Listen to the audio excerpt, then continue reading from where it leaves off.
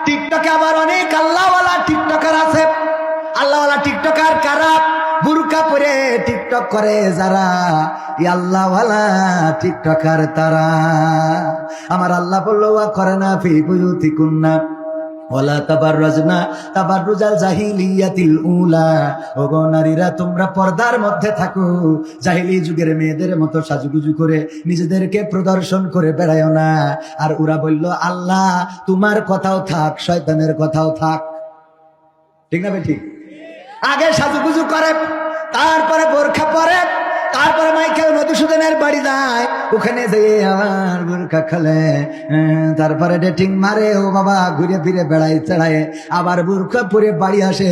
বাড়িতে বেরোইলো যেন তাপসী রাবিয়া, ফিরলো তাপসী রাবিয়া, আর মাঝখানে হলো রাশ্মিকা মান্দানা। ও হুজুরের নামও জানে। হ্যাঁ, এ হুজুর তো সে হুজুর না, পাগল। এ হুজুর সব জানে।